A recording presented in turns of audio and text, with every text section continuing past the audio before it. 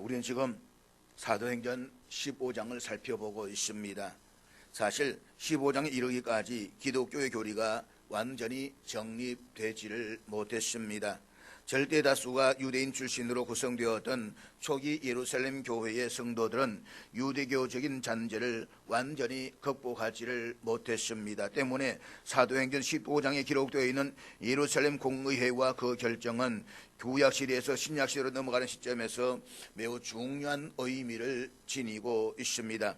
이 예루살렘 공의회 결정은 오순절 성령 강림 사건으로 시작된 기독교가 유대교의 한 분파로 남아있을 것인지 아니면 열방을 향해 세계 종교로 나아갈 것인지에 대한 중요한 기로에 섰다라고 말할 수가 있습니다.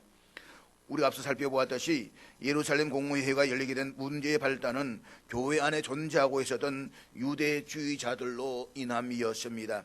일찍이 베드로는 가이사랴에서 주둔하고 있던 이달리아 백부장인 고넬료에게 예수 그리스도의 복음을 전하고 그에게 세례를 주었습니다. 그가 그렇게 했던 것은 전적으로 하나님의 이끄심과 선택하심 때문이었습니다. 자기도 주지 않고 싶었습니다. 하고 싶지 않았습니다. 그렇지만 하나님께서 강권적으로 이끄시는 그 사건 앞에서 베드로는 거부할 수가 없었다라고 하는 것입니다. 그럼에도 불구하고 그가 예루살렘에 돌아왔을 때에 예루살렘 교회 안에 있던 유대주의자들로부터 거센 비난과 공격을 받아야만 했습니다. 그렇지만 베드로의 생생한 체험담을 듣고 난 후에 그들은 하나님을 찬송하며 하나님께서 이방인에게도 생명 얻는 회개를 주셨도다라는 결론을 내리면서 이 문제는 더 이상 거론되지 않았습니다. 이 문제가 표면상으로 더 이상 거론되지 않았다고 해서 완전히 해결된 것은 아니었습니다. 이방인들도 복음을 받아들이고 교회의 구성원이 되기 위해서는 할례를 받아야 한다는 유대주의자의 생각은 겉으로는 드러나지 않았을 뿐입니다. 그런데 바울과 바나바가 본격적으로 이방인 선교에 나서면서부터 이방인들의 할례 문제는 다시금 수면 위로 대두되기 시작했습니다. 그러다가 유대주의적인 생각을 가지고 있었던 부류의 유대인 그리스도인들이 이방인들이 대다수인 안디옥 교회에 내려와서 형제들을 가르치면서 문제가 터지고 말았습니다. 예루살렘으로 내려온 이 유대인들은 믿는 이방인 형제들에게 믿음 플러스 할례를 가르쳤습니다. 그렇지 않으면 너희가 절대로 구원을 받지 못한다라고 주장했습니다. 그들은 자신들이 유대인으로서 그러한 길을 밟았던 것처럼 누구나가 같은 자격, 즉 믿음과 할례를 구원의 필수 조건으로 갖추어야 한다라고 생각했던 것입니다. 그들은 구원에 대해서 바울과 바나바가 가르쳤던 오직 믿음으로만 구원을 얻는다라고 하는 것과는 다른 내용의 교리를 가르쳤습니다. 그 결과 바울과 바나바를 중심으로 한 모였던 교인들의 은혜를 만끽하고 있던 안디옥 교회에 평지풍파가 일어났습니다. 그래서 안디옥 교회 교인들은 바울과 바나바를 비롯해서 교회의 몇몇 대표자를 선정해가지고 예루살렘 교회에 보내어서 사도들의 판결을 받아오도록 했습니다. 2000년 기독교 역사상 최초로 개최되던 예루살렘 공회의 주제는 구원에 관한 한 이방인에 대한 할례의 문제였습니다. 당시 초대 예루살렘 교회를 이루고 있었던 유대인들은 100% 유대교로부터 개종한 사람들이었습니다. 유대인들은 모두가 태어나면서부터 할례를 받고 유대교인이 되었기 때문입니다. 그들 분명히 유대교에서 예수를 믿는 기독교로 개종했지만 그럼에도 그들 가운데 상당수 유대인들은 여전히 거릇된 유대인의 발상에서 벗어나지를 못했습니다. 그래서 그들은 유대교로 개종하기를 원하는 이방인들은 반드시 할례를 받아야 하듯이 예수 그리스도의 복음을 받아들이고 그리스도인이 되기를 원하는 이방인 그리스도인들에게도 구원을 위한 절대 조건으로 반드시 할례를 받아야 한다라고 주장했습니다. 할례가 구원을 위한 절대 조건이라고 하는 것은 율법을 쫓는 인간의 선행적인 행위가 구원을 위한 절대 조건이다라고 하는 것과 같은 의미인 것입니다. 그리고 이러한 주장은 오직 예수 그리스도의 십자가와 보혈의 공로로 구원을 받는다라고 하는 복음과 정면으로 배치되는 거릇된 주장이었습니다. 이방인에 대한 할례 문제는 복음의 본질과 교회의 통일성을 교정하는 아주 중대한 사건이었습니다. 자칫하면 초대교회가 유대인들을 중심으로 세워졌던 예루살렘 교회와 이방인들 중심의 안디옥 교회, 그리고 나아가서 앞으로 세워질 수많은 교회들이 분열될 수 있는 중차대한 문제였습니다. 결국 사도와 장로들이 이 문제를 의논하기 위해서 관심 있는 모든 사람들을 다 모이게 했습니다. 그리고 이방인 그리스도인들도 할례를 받아야 하는가에 대한 문제로 뜨거운 난상 토론이 이어졌습니다. 많은 변론이 있은 후에 더 이상 이야기할 사람이 없음을 확인한 베드로가 일어나서 유대교회 교인들이 다 알고 있는 자신의 체험한 내용을 바탕으로 딱 두 마디를 합니다. 나를 먼저 선택하신 하나님께서 동일하게 이방인들을 선택하셨다. 그리고 하나님 앞에서는 이 차별이 있을 수 없으며 오직 예수 그리스도의 은혜로서만 우리가 구원을 받는다. 성경은 베드로가 자신이 체험한 사실을 가지고 이야기를 했을 때에 공무에 참석하고 있었던 온 무리가 가만히 있었다라고 기록하고 있습니다. 여기에서 가만히 있어 라고 하는 헬라어는 몸을 움직이지 않았다라는 말이 아니라 말을 하지 않고 침묵했다라는 의미입니다. 그러니까 베드로의 말이 끝나자 공의 참석에서 그토록 시끄럽게 떠들었던 사람들이 모두가 조용해진 것입니다. 지금 이 자리에는 이방인들도 할례를 받아야 한다고 주장하는 사람들만 있는 것이 아닙니다. 바나바와 바울의 의견에 같이 해서 이방인에 대한 할례를 반대하는 사람들도 있습니다. 이들은 서로의 주장을 놓고 치열한 논쟁을 벌였습니다. 그런데 베드로의 말이 끝나자마자 그토록 뜨겁게 자기 주장을 외치던 그들 모두가 찬물을 끼얹은 듯이 모두가 입을 꾹 다물고 침묵했습니다. 이런 사실은 그곳에 모인 모든 사람들을 침묵에 빠뜨릴 정도로 베드로의 말이 확신 있고 분명한 것이었음을 보여주고 있습니다. 참으로 놀라운 반전이 일어난 것입니다. 공의회 안에 무거운 침묵의 시간이 흐르고 있는 가운데 바나바와 바울이 이렇습니다. 그리고 예루살렘에 도착해서 했던 제1차 전도 여행에 대한 보고를 다시 하게 됩니다. 오늘 본문 12절 하반절 말씀은 하나님께서 자기들로 말미암아 이방인 중에서 행하신 표적과 기사에 관하여 말하는 것을 듣더니 라고 기록하고 있습니다. 우리는 앞서 5절에서 바울과 바나바가 하나님이 자기들과 함께 계시어 행하신 모든 일을 말할 때에 바리새파 유대인들이 벌떼처럼 벌떡 일어나서 이방인들에게 할례를 행하고 모세의 율법을 지키라고 명하는 것이 마땅하다라고 외쳤다는 것을 기억하고 있습니다. 그렇다면 그 유대인들이 12절에서도 똑같은 말을 하려는 바울과 바나바의 말을 가로막으면서 또다시 이방인들에 대한 할례를 외쳐야 하는 것이 지극히 마땅하지 않겠습니까? 그런데 어느 누구도 바울과 바나바의 말을 제지하지 않았습니다. 그 자리에 참석한 모든 사람들은 입을 다물고 바나바와 바울의 말을 끝까지 들었습니다. 어떻게 이런 대반전이 일어날 수가 있는 것입니까? 앞서 베드로는 자신이 10여 년 전에 이방인 고뇌를 통해서 체험했던 이야기를 한 후에 11절에서 이렇게 결론을 내렸는데 우리 다 같이 읽도록하겠습니다. 그러나 우리는 그들 우리와 동일하게 주 예수의 은혜로 구원받는 줄을 믿노라 하니라. 지금 이 이야기를 하고 있는 사람은 분명히 베드로 개인이었습니다. 이것은 베드로 개인이 체험했던 신앙 고백입니다. 그럼에도 불구하고 베드로는 자신의 결론에서 1인칭 단수형 주어를 사용하지 않고 1인칭 복수형 주어를 사용하고 있습니다. 그러니까 유대인인 우리나 이방인인 그들이나 오직 예수의 그리스도의 은혜로만 구원받을 수 있음을 나는 믿는다라고 말하지 않고 우리는 믿는다라고 고백하고 있는 것입니다. 여기서 베드로가 말한 우리는 베드로 자신을 포함해서 바울과 바나바를 가리키고 있습니다. 우리는 믿는다라는 이 베드로의 고백에 뒤어서 베드로의 우리 속에 포함되어 있던 바울과 바나바가 일어나서 하나님께서 자신들을 통해서 어떻게 이방인들을 구원하시고 표적과 기사를 행하셨는지를 정언하기 시작했습니다. 그런데 놀랍게도 앞에서는 바울과 바나바를 그렇게 격렬하게 말했던 이 유대인들이 이제는 입을 꾹 다물고 쥐 죽은 듯이 침묵하며 그들의 말을 경청했다는 것입니다. 우린 여기서 베드로가 바울과 바나바에게 단순히 우리가 믿는다라는 이 말 한마디를 했다라고 해서 5절에서 바울과 바나바를 매몰차게 배척했던 그 사람들이 12절에서는 입을 다물고 끝까지 경청했다라고 생각하는 것은 언뜻 받아들이기가 어렵습니다. 이것을 이해하기 위해서는 11절에서 베드로가 말한 우리는 믿는다에서 믿는다라는 이 단어의 의미를 살펴볼 필요가 있습니다.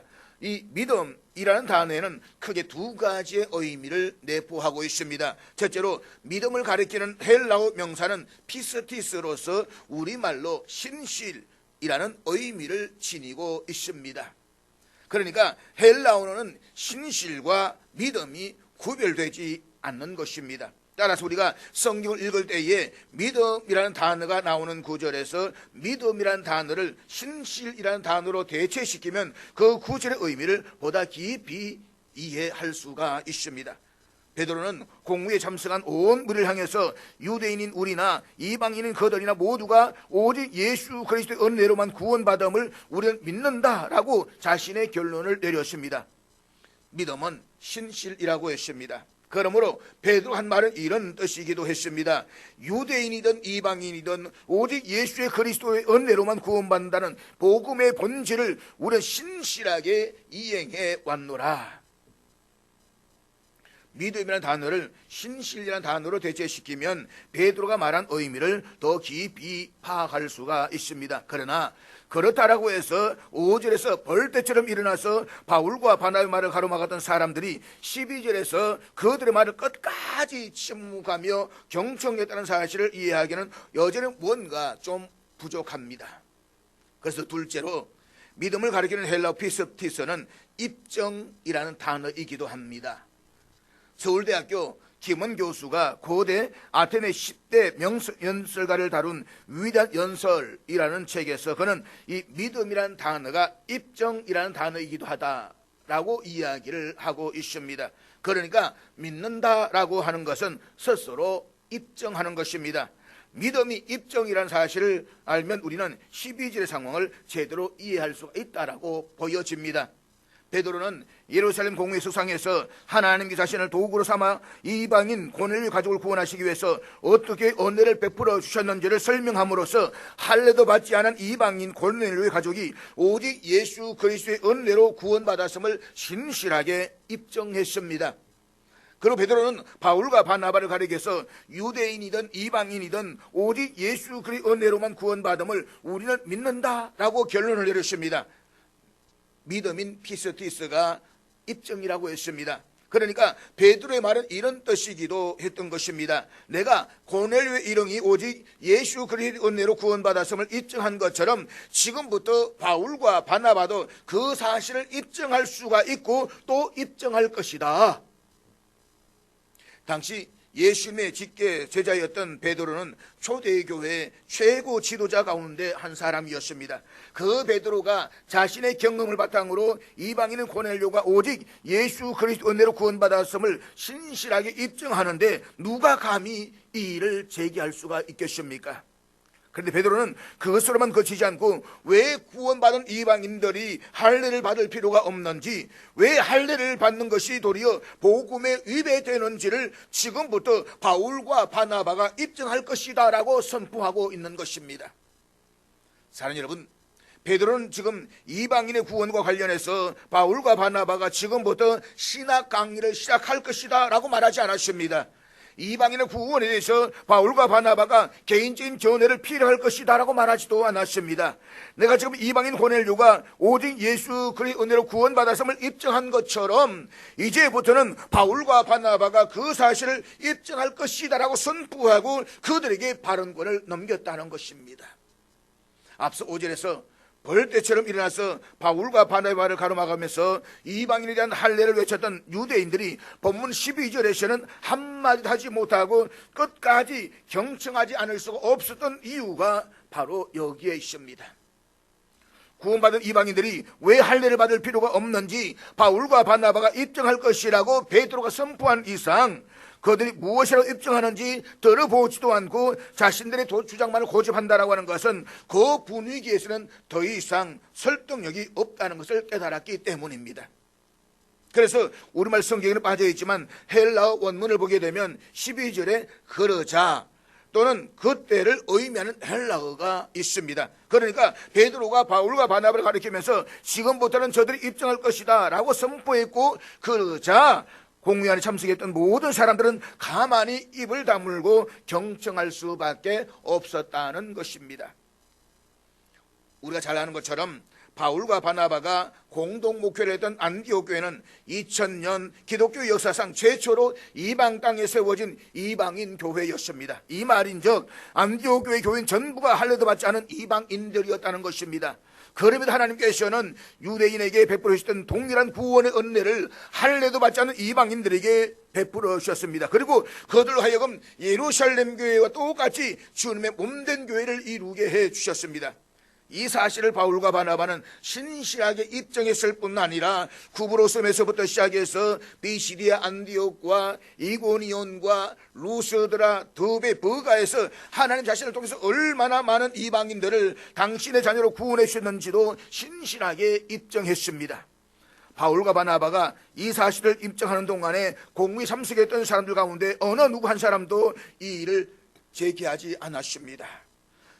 그들 입증이 끝난 후에도 단 한 사람도 반대 의사를 피력하는 사람이 없었습니다. 왜요? 입증해 보였기 때문입니다.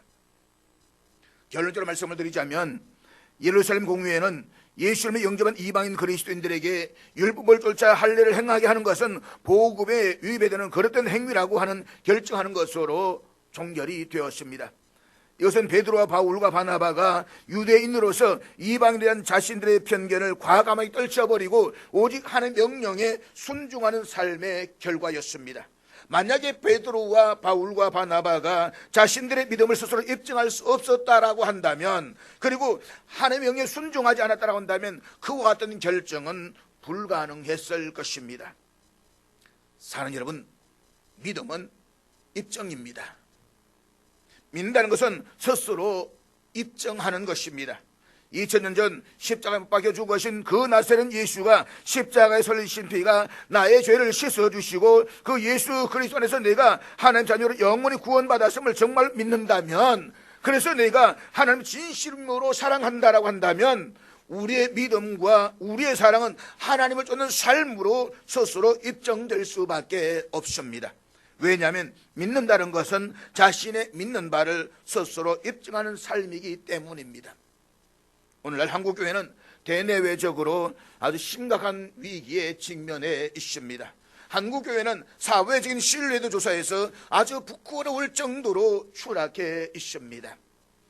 저는 그 이유가 오늘 여기에 있다고 생각을 합니다. 즉 한국교회를 이루고 있는 우리 각자가 우리의 믿음을 스스로 입증하지 못하고 있기 때문입니다. 내가 예수를 믿는다라고 말하면서 사랑을 이야기하면서도 정작 내 삶 속에서는 그 믿음을 입증해 주지 못하고 있는 것입니다. 무엇보다 세상 속에서 보이지 않는 하나님을 믿는 참된 믿음을 입증하는 것이 아니라 입으로 하나님을 믿는다라고 고백하지만 우리의 믿음이 실제로는 보이는 세상의 것을 추구하는 그릇된 믿음임을 우리 삶이 입증하고 있는 것입니다. 아주 이기적이고 아주 추악한 모습들로 세상 속에 보여주고 있다는 것입니다. 한마디로 믿음대로 살지 않는 것입니다. 그런 믿음은 결국 다른 사람에게 전이 될 수가 없고, 그런 믿음으로 세상을 이길 수도 없을 뿐만 아니라 변화시킬 수도 없습니다. 그러면 우리만이라도 세상 속에서 우리 받은 믿음을 입증하는 삶을 살아갈 수 있기를 주의 이름으로 축복합니다. 믿는다는 것은 입증하는 것입니다. 내가 정말 하나님을 사랑하고 하나님을 믿는다라고 한다면 그 믿음의 입술이 세상 속에서 입증되어져야 되는 것입니다. 구원받은 이방인들은 구원을 위한 필수적인 전제 조건으로 율법을 쫓아서 반드시 할례를 행해야 한다고 주장하는 척과 할례를 반대하는 척 사이에서 오랜 시간 동안 열띤 공방이 벌어졌습니다. 팽팽하기만 하던 양측의 균형은 베드로의 등단으로 깨어졌습니다. 베드로와 바울과 바나바, 이들 세 사람의 정언이 끝났을 때에 예루살렘 공회에 참석했던 사람들 가운데 단 한 사람도 반대 의사를 피력하지 않았다라고 하는 것은 그 3년 모든 사람들이 세 사람의 정언에 모두가 동의했다는 것을 의미했습니다. 그렇다면 이제 예루살렘 공회의 분위기를 반전시킨 베드로가 이방인의 할례 문제에 대해서 최종 판결을 내리기만 하면 됩니다. 일반적으로 예수님의 수제자로 불리는 베드로에게는 그만한 자격과 권위가 충분히 있었습니다. 그런데 예루살렘 공회에서 최종 판결을 내린 사람은 베드로가 아니었습니다. 본문 13절 말씀 우리 같이 보도록 하겠습니다. 말을 마침에 야고보가 대답하여 이르되 형제들아 내 말을 들으라. 본문 이하에서 보듯이 예루살렘 공회에서 최종 판결을 내린 사람은 야고보였습니다. 여기서 야고보는 예수님의 12제자 가운데 한 사람으로서 요한의 형제인 야고보를 말하지 않습니다. 그는 이미 사도행전 12장에서 헤롯 아그리파 1세에 의해서 참수형을 당해서 죽었습니다. 따라서 오늘 이 본문에 등장하는 야고보는 예수님의 동생 야고보입니다. 따라서 야고보는 당시 예루살렘 공의회의 의장이었던 것으로 알려지고 있습니다. 그렇다면 야고보가 최종적인 판결을 내린 말이 무엇입니까? 본문 14절 말씀 같이 보도록 하겠습니다. 하나님이 처음으로 이방인 중에서 자기 이름을 위할 백성을 취하시려고 그들을 돌보신 것을 시므온이 말하였으니, 여기서 야고보가 언급하고 있는 시므온은 베드로의 순수한 히브리식 이름입니다. 야고보가 공의상에서 베드로를 히브리식 이름인 시므온이라고 불렀다고 하는 것은 공의 참사하고 있던 대다수의 사람들이 유대인이었던 사실을 우리에게 알게 해주고 있습니다. 따라서 야고보가 순수한 히브리식 이름인 시므온이라고 부른 것은 그곳 사는 유대인들을 배려한 깊은 의도였다라고 볼 수가 있는 것입니다. 본문에서 야고보는 대다수가 유대인들이었던 무리를 향해서 베드로가 하나님이 그들을 돌보신 것을 말했다라고 증언했습니다. 그러니까 베드로가 자신을 통해서 하나님께서 가이사랴에 있는 이방인 고넬료 가족과 친구들을 구원해 주신 것을 놓고 야고보는 하나님이 그들을 돌보셨다라고 표현한 것입니다. 여기서 우리말로 돌보다라는 헬라어는 매우 깊은 의미가 있는 단어입니다. 돌보다 라는 헬라어는 슬픔이나 고통으로 좌절에 빠져있는 사람을 직접 찾아가서 따뜻하게 위로해주고 쓰다듬어주는 것을 의미하는 단어입니다. 가령 하나님께서 90세가 되어 경수가 끊겨 자식을 생산할 수 없는 사라를 돌보셔서 그의 태를 회복시키사 아들 이삭을 낳게 하셨는데, 이때 사용된 단어가 본문에서 같은 돌보다라는 단어입니다. 뿐만 아니라 애굽에서 처참하게 노예 생활을 하며 단식하던 이스라엘 백성들을 하나님께서 돌보셨다라고 할 때 사용했던 단어이기도 합니다. 한마디로 돌보다라는 단어는 하나님께서 당신의 백성들을 직접 찾아가셔서 졸지도 아니하시고 주무시도 아니하시고 당신의 백성을 돌보시는 하나님의 속성을 두드러지게 드러내고 있는 단어인 것입니다. 따라서 야고보가 그들 이방인 고넬 일행들을 돌보신 것이라고 한 것은 유대인들이 착각하는 것처럼 하나님은 이방인들을 심판하시는 분이 아니라 도리어 이방인들마저 당신의 자녀로 품어주시는 분이심을 분명하게 선언하고 있는 것입니다. 그런데 야고보는 베드로와 바울과 바나바의 정언이 끝난 후에 이들 세 사람의 정언이 보다 설득력이 있고 더 이상 반대가 없다라는 이유로 이방인에게 할례를 금한다라고 최종 판결을 내리지 않았습니다. 만약에 야고보가 그렇게 했다라고 한다면 아무리 야고보가 당시에 예루살렘 공회 의장을 맡았다라고 할 정도로 초대교회 권위를 지니고 있던들 그의 최종 판결은 얼마 지나지 않아서 심각한 반발을 초래하고 말았을 것입니다. 당시 절대 다수가 유대인들로 구성되어 있었던 예루살렘 교회는 이방인들도 율법을 쫓아서 반드시 할례를 받아야 한다라고 주장하는 유대인들이 많았기 때문입니다. 그리고 그들 때문에 예루살렘 공의회가 열리게 된 것입니다. 야고보가 이방인에 대한 할례를 금지하는 최종적인 판결을 내렸던 근거는 바로 하나님의 말씀이었습니다. 야고보는 철저하게 하나님의 말씀에 입각해서 판결을 내렸던 것입니다. 그렇다면 야고보가 내린 판결은 내용은 무엇입니까? 본문 15절 말씀 보도록 하겠습니다. 선자들의 말씀이 이와 일치하도다 기록된 바. 그러니까 하나님께서 이방인 고넬료 일행을 구원해 주셨다는 이 베드로의 정언과 또 하나님께서 옛날 선자를 통해서 말씀하셨던 그 말씀이 정확하게 일치한다는 말씀이었습니다. 여기서 일치하다라는 헬라어는 함께 소리를 내다, 일치하다라는 의미로서 베드로의 말이 구약 선지자의 말씀과 한 목소리를 이룰 정도로 정확하게 일치한다는 것입니다. 즉 베드로의 정언은 베드로만의 개인적인 정언이 아니라 옛날 선지자를 통해서 말씀하셨던 하나님의 그 말씀이기도 하다는 것입니다. 야고보는 베드로의 정언이 하나님의 말씀, 많은 말씀들 가운데 어느 부분과 정확하게 일치하는지를 밝히기 위해서 예수님이 오시기 무려 800년 전에 아모스 선지자가 예언했던 아모스 9장 11절에서 12절의 말씀을 인용하고 있습니다. 그것이 오늘 본문 16절과 18절의 말씀인데, 우리 먼저 16절 말씀을 다시 한번 같이 보도록 하겠습니다. 이후에 내가 돌아와서 다윗의 무너진 장막을 다시 지으며 또 그 허물어진 것을 다시 지어 일으키리니, 여기서 하나님께서 다윗의 무너진 장막을 다시 일으키겠다라고 말씀하신 것은 이미 과거의 역사 속에서 사라져버린 옛 다윗의 정치적인 왕조를 재건하겠다라는 말씀이 아닙니다. 이 말씀은 다윗의 족보를 통해 이 땅에 오시는 예수 그리스도 십자가 위에 신약시대의 교회를 하나님께서 친히 세우시겠다라는 말씀인 것입니다. 17절 말씀 보도록 하겠습니다. 이는 그 남은 사람들과 내 이름을 일컬음을 받는 모든 이방인들로 주를 찾게 하려 함이라 하셨으니, 그러니까 하나님께서 예수를 통해서 이 땅에 세우실 교회는 이스라엘에 남은 유대인들뿐만 아니라 주님을 믿는 모든 이방인들, 다시 말해서 만민을 위한 교회가 될 것임을 분명하게 말씀하고 있는 것입니다. 모든 이방인들로 주를 찾게 하려 함이라. 그러니까 예수님께서 구속의 사역을 완성하심으로써 이방인들에게도 구원의 길이 활짝 열려졌다는 것입니다. 계속해서 18절 말씀 같이 보도록 하겠습니다. 예로부터 이것을 알게 하시는 주의 말씀이라 함과 같으니라. 이방인들에 대한 하나님의 구원은 본래 계획에도 없던 것이 어느 날 느닷없이 시행된 것이 아니었습니다. 그것은 예로부터, 즉 오래전부터 계획된 하나님의 섭리였던 것입니다. 다시 말해서 하나님께서 이방인들로 구원의 문을 활짝 열어놓으셨다는 사실은 하나님이 이 세상을 창조하실 때부터 계시된 말씀이었다는 것입니다.